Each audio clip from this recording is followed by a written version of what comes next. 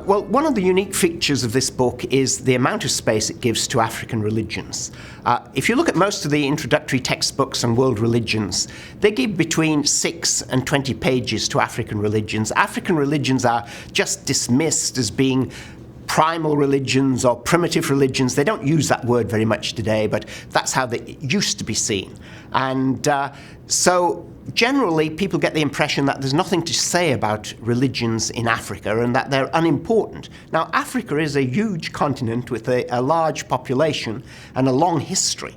And this has been totally left out of most accounts of world religions. And to understand the background to this, I think one's got to look at the way in which the study of religion developed in the 19th century, particularly with Max Muller. Max Muller was the father of religious studies, and what he did was base his understanding of religions on the available texts, and he was particularly interested in Indian religions. But to be fair to him, if you look at his more general books on the study of religion, he does talk about African religions a surprising amount.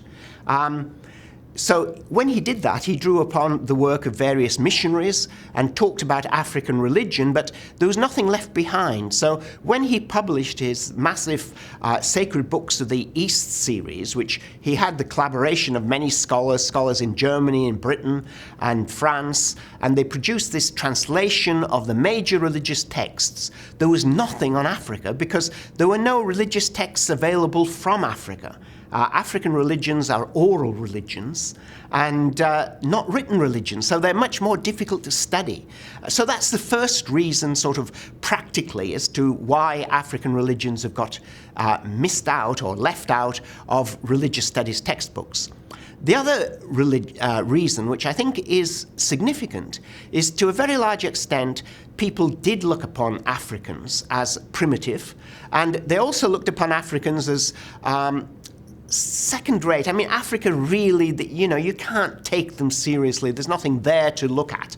And part of this, I think, goes back to the beginning of the 17th century, perhaps earlier, with slavery, and particularly the North Atlantic slave trade. Now, slavery had gone on much longer than the North Atlantic slave trade. It goes back to antiquity. Africans were enslaved, but particularly from the 7th century on, Africa was devastated by slavery. And the slave routes at that time ran through Arabia and to the east, not to the west. Once the North Atlantic slave trade was begun, it was convenient to see Africans as primitive. It was convenient to see Africans as not quite fully human. And one of the interesting things about this is if you look at the proceedings of something like the Royal Anthropological Society in London and its predecessor, the London Anthropological Society, in the late 19th century, in the from 1870s to about 1900, one finds there are quite a number of debates between anthropologists, people who were involved in what was developing as anthropology, because it wasn't then a university topic, but what was called anthropology, between people who were explorers and traders and missionaries. And the missionaries were arguing that Africans were human, that they were intelligent, and they were like everyone else. Whereas the others were arguing that, well, perhaps Africans should be seen as human, but they weren't really quite up to par. And this was a hangover from the slave trade, because one of the justifications of slavery was that Africans didn't have souls.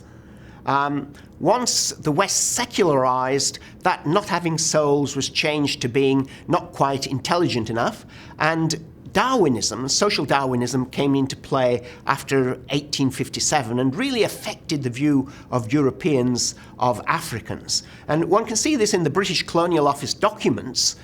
Before 1857, that is before the publication of Darwin's Origin of the Species, the Colonial Office and the London British Imperial Archives, the officers spoke of Africa as having kings and kingdoms. After 1857, in the Colonial Office documents, they talk about chiefs and tribes. Now, there's an obvious sort of downgrading of Africa at this point, from kings and kingdoms, who are more or less like us, to tribes and chiefs. And this, I think, has had a lasting influence on religious studies. So you have this situation where African religions have been almost totally neglected in religious studies textbooks. And what we wanted to do in this book is reverse this trend and challenge people to take African religion seriously.